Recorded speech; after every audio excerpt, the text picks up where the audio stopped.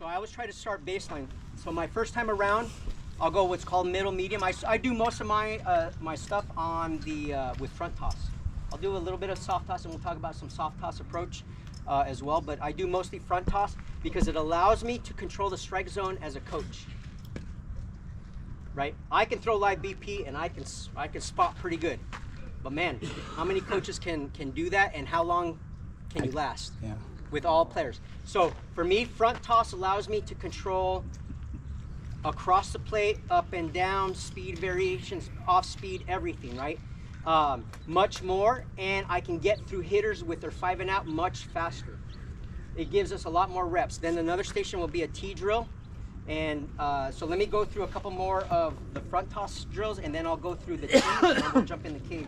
Well, so, one thing about front toss though, don't sell it short. It is effective. It is effective. So don't feel like you have to go out there and blow out your arm, or you and a couple coaches' arm. Front toss is effective. Sorry, go ahead. And unless you can really spot it up, and look at how much taller adults are they going to see, how many 6-foot adults are they going to see on the mound, especially at 8, 9, 10 years old? They're seeing a different angle, right? So to me, it's not a productive way to do it, because you're not going to throw as many strikes. You're making them chase too many bad pitches, and they're not seeing the right angle or the right speed. They're just too much. That does not simulate a game. The front toss is the best thing that simulates a game. At the college level, I got great results out of it. Now, I would give them what I could, live BP, when I could. It's only a couple, 2-3 times a week, but I can't do it every day, especially if you got 30 guys on a roster at the college level. There's just no way, right? Okay, so another drill that I do is what I call tic-tac-toe, and this is the front toss. So let me go through it real quick. So I go through 5, middle medium, which means middle of the plate, medium speed, give me your best swing, and that gets their baseline going. Okay, then the next time around, I'll give them baseline pitch, and in, out, across the plate, back and forth, back and forth. Next one, I'll go tic-tac-toe, where it's a baseline middle, and then I'll go down and away, down and in, up and away, up and in. And I tell them, here's a key point, I tell them the speed and the location. Let me say that again. I tell them exactly what the pitch is going to be. There's very few pitches that I don't tell them. What you don't want to do, especially at these younger ages, is make it game mode, random mode, trick mode. Try to trick them. You're not making them better. If they're struggling because you're trying to provide a randomness like the game, and they're failing more than they should, you're breaking their confidence. And in this game, it doesn't matter how good or how bad you are, confidence is the most important factor. You can have all this talent, but when your confidence is down, you're not that good. You could be a lower level player, but when your confidence is there, you feel like you can do anything. And you've seen those players where they're like, where did that come from? Somehow there was maybe he made a play on the field that took him into the dugout, and it was his time to hit. Confidence is everything. So part of these drills is when I tell them where it's at, inside, outsides, slow, medium, fast, they know, and they can adjust and do their thing and hit the ball hard and well. And every time that they hit the ball hard and well, and they're doing it with the right mechanics or the right approach, the confidence just keeps building and building. And like we talked about, it magically comes together in the game. Don't worry about game mode. You're wasting your time trying to make that happen too much. Randomness, tricking them or whatever. And this goes for a lot of infield stuff as well, where you're trying to like hit it all over the place and let them go run after it. Tell them where it's going. Backhand, glove side, under, right? Whatever the infield drill is, I tell them where it is, because I want them to think first, just like in their pre-pitch, whether they're at the plate or on the field, and then go to work on it. Okay, so I tell them everything. Okay, so let's see, what else okay, so the last one here before we go in the cage is, no, I have 2 more, is a, let me see, where is it? Oh, slow, medium, fast. So when I'm doing front toss, I'll go to, so when I'm doing front toss, I'm sitting on the bucket, and that's my hitter. I'll tell them slow, and I got a slow arm movement, and I'm giving them a slow pitch. And then if it's a medium, And if it's, go ahead, back up a little bit. So if it's fast, it's gonna be a faster arm movement and a faster pitch. And what I'm doing is I'm trying to get them to change their load and have the mental elasticity, and then the fourth one will be a slow pitch. So they're going through 4 mental changes just in 4 pitches as I'm going through the front toss. Okay, and then I'll probably finish with a, I'll go back to baseline and I'll do what's called a countdown. And like what they'll do is they'll come in for like 5 pitches, and I'm gonna go middle, medium, give them the best pitch in their best spot, and I want 5 for 5 up the middle. Their job is to go 5 for 5 up the middle. Next time they come around, 4 for 4. Next time around, 3 for 3. Next time, 2 for 2, 1 for 1. And on the last one, they're gonna wanna do a little too much. Tone them down, just hit it right back up the middle. And the idea is, as they get older, is to go 15 for 15 within those set of rounds, and they're gonna finish with confidence, and they're gonna finish back at their baseline swing. Do you ever simulate off speed? Yep, we're gonna do it. Oh, gotcha. So slow pitches, curveballs, the whole thing.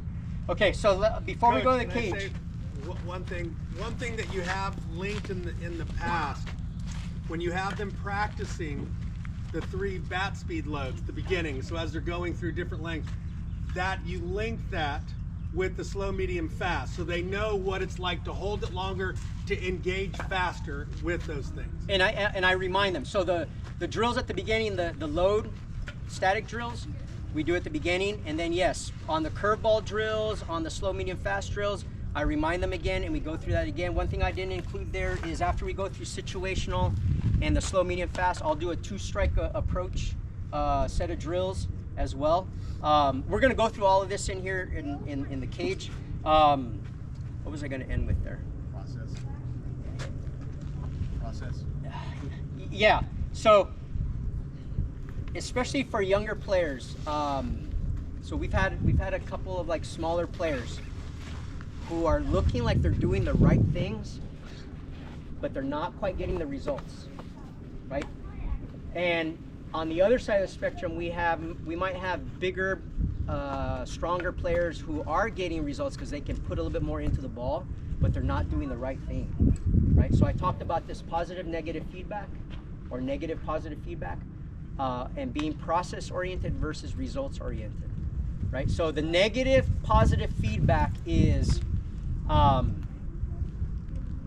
they got a negative result, but they did the right thing. The mechanics were right. They picked the right pitch. They hit the ball as a, let's just say, a hard line drive to center field, which is a great hit, but the center fielder caught it. You should be praising that player up and down because he did everything correct, just didn't get the result. It happens a lot in baseball. Same thing can happen where they do everything wrong and the ball somehow gets over the second baseman's head and it's a base hit. Everybody goes, oh, that was a great hit, way to get on base. Oh. All you're doing is giving them a positive reaction to a negative approach. And you're reinforcing the bad habit of whatever they did, whether it's getting out in front, coming off the back foot. What I do there is I don't even say a word. Because I don't want to downplay the result, but I don't want to upplay anything else. In fact, I might even kind of do this. I might kind of slightly just right, not say a word, kind of turn my shoulder a little bit, let them know, okay, and then come right back and hey, here's the play. We're working on a hit and run, because I don't want to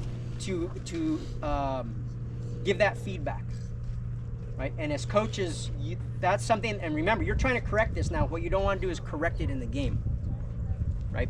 You want to keep them competing. Keep them competing. If they get a couple of those hits for you, it's okay. Let's go back in the cage next practice and work on it again, right? So I do little things like that as a coach that I have to kind of have my notes and be aware of. Right, we're working on this with this player. In terms of this negative positive or this positive negative, right? So bigger, stronger players are going to get more hits through the outfield. Less of those outfielders are going to make the play, and their average is going to look great. But guess what? As they go to Pony in high school, that's an out.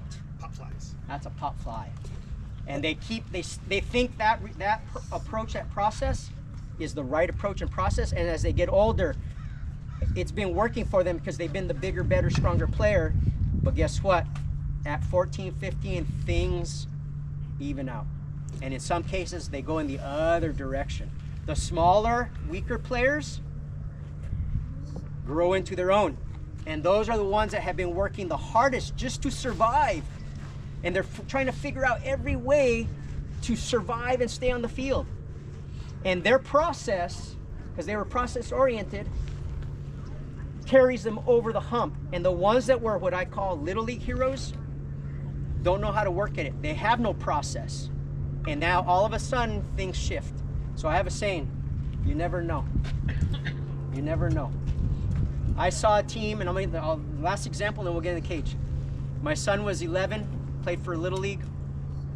The 12-year-olds were powerhouses. They had 4 pitchers throwing 68 to 72. They won the Northern California Little League title. They played in San Bernardino, ESPN.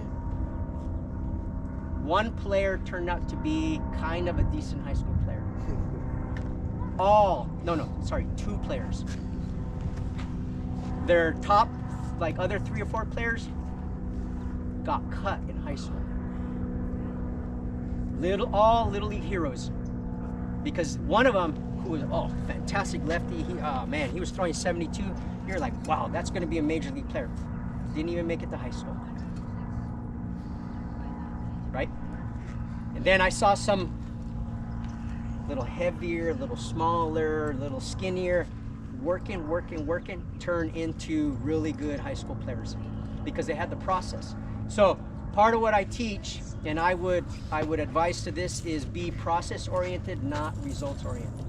And it's kind of part of this negative, positive feedback, and this positive, negative feedback of what you're giving and what you're catching early, and what's your process. Are we rotational or are we linear? Are we trying to get away from the linear mechanics and go into rotational? And as a coach, I'm going to be telling, I know it's a change.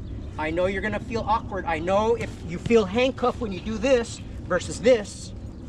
This is free. This, you're feeling handcuffed in here. Stick with the process. Trust in the process. Keep working. Okay, let's jump in the cage. We're going to run.